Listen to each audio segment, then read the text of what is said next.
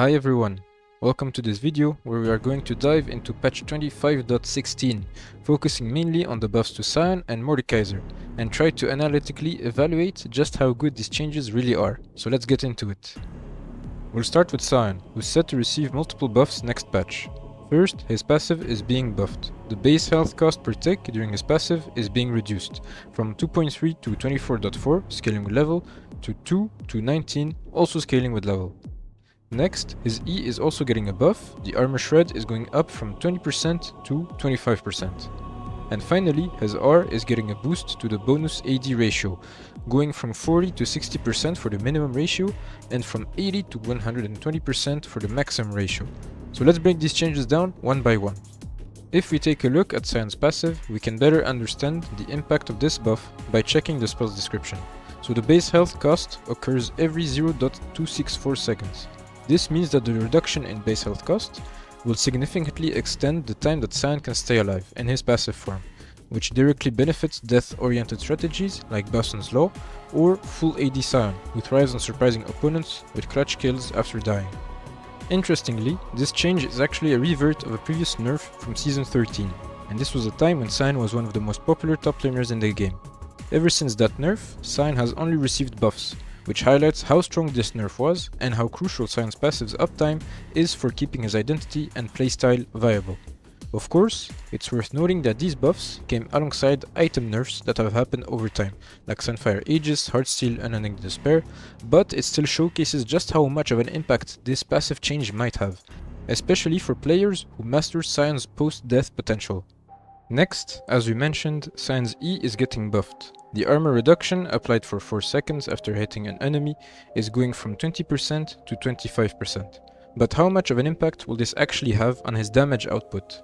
To answer that, let's quickly revisit how armor works in mitigating damage. Post-mitigation damage is equal to pre-mitigation damage times 100 divided by 100 plus the target's armor. This formula makes intuitive sense. If the enemy's armor approaches 0, the post-mitigation damage approaches the full pre-mitigation damage. If the enemy's armor tends toward infinity, then the post-mitigation damage drops towards 0. If we apply Sion's E to this equation, we see that before patch 25.16, we would reduce the enemy's armor by 20%, and starting from patch 25.16, this becomes a 25% reduction thanks to the buff. Using these two values, we can compute the damage ratio, which is simply the quotient between the post-mitigation damage after the buff and the post-mitigation damage before the buff. By plugging the numbers into the formula and simplifying, we get the following expression, where we can clearly see the armor values being reduced by 20% and 25% respectively. From there, we can easily derive the damage increase as a percentage by subtracting 1 from the computed ratio. For example, if the damage ratio is 1.2, then the increase is 0.2, meaning a 20% damage increase. But what does this value actually look like in the case of Sion's buff? Using the damage increase expression as a function of the enemy's armor, we can now visualize the results in this graph. As you can see, the damage increase from Sion's E buff grows as the enemy's armor increases. This is expected, since the armor shred scales with the enemy's total armor, reducing a higher base value leads to a greater percentage improvement in post-mitigation damage. At lower armor values, the effect is relatively modest. For example, against targets with around 50 to 100 armor, you get a 1 to 3% increase in damage. But as armor climbs past 200, 300, even 400, the damage increase approaches 5% and beyond, which is a significant boost in longer fights, especially against tanks. So this means that the buff is particularly impactful in tank matchups, extended team fights, and even in late game scaling scenarios, where armor stacking is more common.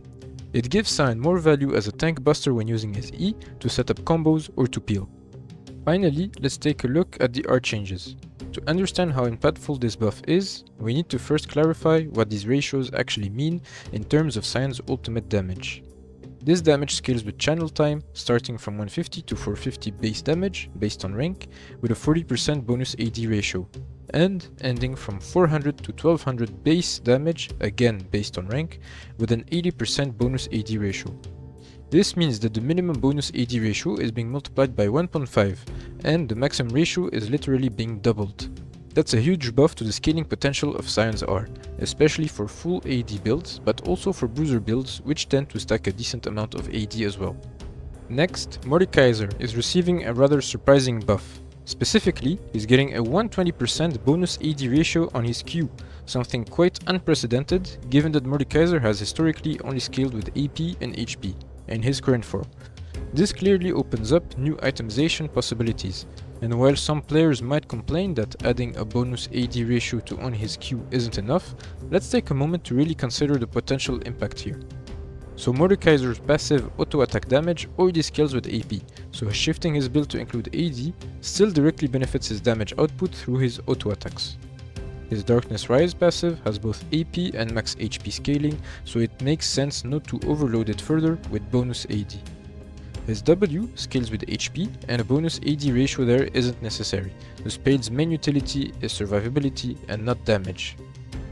His E does deal some damage, but its main utility is in the pool and passive stack it gives, so it's not surprising that it wasn't giving an AD ratio either. And lastly, his R actually synergizes with this change. Since Mordekaiser steals the enemy's AD and adds it to his own stats as bonus AD, this new Q scaling indirectly buffs his old damage output as well. Before jumping into new build options, let's first evaluate how worthwhile it is to actually buy AD on Mordekaiser now. So, Mordekaiser's Q damage is composed of several parts: a base damage that scales with his champion level, an additional base damage that scales with the spell rank, a 70% AP ratio, and now a 120% bonus AD ratio thanks to the new buff. We should also remember that Mordekaiser's Q deals bonus damage to isolated enemies, and this isolation bonus also scales with the spell's rank. Since we're focusing on AD itemization, let's simplify things by assuming Mordekaiser is level 9 and has maxed his Q, which is quite realistic for all mid-game scenarios. At rank 5, the base damage is 220, and when hitting an isolated target, that damage is multiplied by 1.5.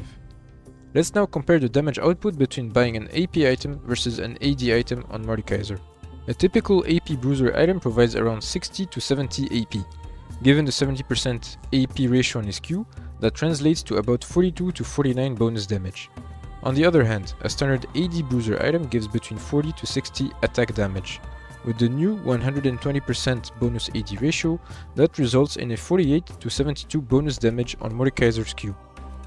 So this clearly shows that the new bonus AD ratio contributes more to Q damage than the existing AP ratio, at least in raw numbers.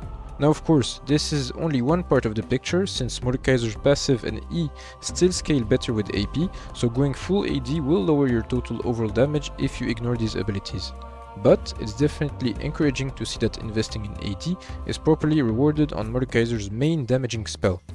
Plus, let's not forget, the main reason to buy AD bruiser items on Mordekaiser wouldn't just be the ratios, it's often for the item passives, which tend to be much better suited to Juggernaut style champions like him. Meanwhile, the AP bruiser item pool is relatively limited and often lacks diversity. So which AD items would likely fit best on Mordekaiser? First up, Experimental Hexplate. This item offers a solid stat line, AD, HP and attack speed, but its real value lies in the 30 ultimate haste and the attack speed and movement speed that it grants for 8 seconds after casting your R. This synergy is huge for Mordekaiser, as it directly enhances his ability to run down opponents in the death round. It's also worth noting that Hexplate is being buffed in this patch, so once 25.16 hits live, it'll be a prime item to test on Mordekaiser. Next, we have Death Dance. Currently, Mordekaiser's only armor options are Zhonya's and generic tank items. While those provide defensive value, they don't really suit his extended fight style. Death Dance, on the other hand, fits like a glove, offering AD, armor, ability haste, and most importantly, the bleed passive and heal on takedown. Combined with Mordekaiser's naturally high durability and sustain, this item gives him great survivability in skirmishes and significantly boosts his Q damage thanks to the bonus AD scaling we just covered. Similarly, Sturg's Gauge fills a niche that's completely missing for the AP bruiser item pool. Reliable survivability through its massive shield, which scales with bonus HP, that's something that Mordekaiser naturally builds a lot of. On top of that, Sterix provides tenacity, a very welcome stat for a slow juggernaut like Mordekaiser who can struggle with CC and kiting. And finally, the bonus AD Sterix provides scales off the champion's base AD, and surprisingly, Mordekaiser is among the highest in the game in that department, boasting 129 base AD at level 18. Next up is Spear of Shojin, which is a very interesting case. It fills a unique niche as a high ability haste item that boosts the damage of your basic abilities, similar in spirit to the passives of Riftmaker or Liandry's Anguish. I could definitely see a world where in the right matchup or comp, Mordekaiser runs a hybrid build like Liandry's Riftmaker Shojin, much like the Shivana meta build we saw a few patches ago. With this setup, he could absolutely melt through enemies using just his Q and passive damage, while still having solid survivability and scaling. It's an item that's definitely worth testing, especially if you're looking to maximize DPS. Finally, we have Stridebreaker. The main appeal of this item is definitely its active slow, which can help Mordekaiser stick to targets or catch enemies trying to escape his death round. However, I'm not entirely convinced it's worth picking up compared to the other options on this list. Its gold efficiency in terms of raw stats isn't as high, and the Tiamat passive isn't particularly valuable for Mordekaiser, who can already clear waves comfortably with just a couple of Q casts. So while the slow can occasionally be useful, Stridebreaker may not justify its slot unless you're in a very specific comp or situation that demands it.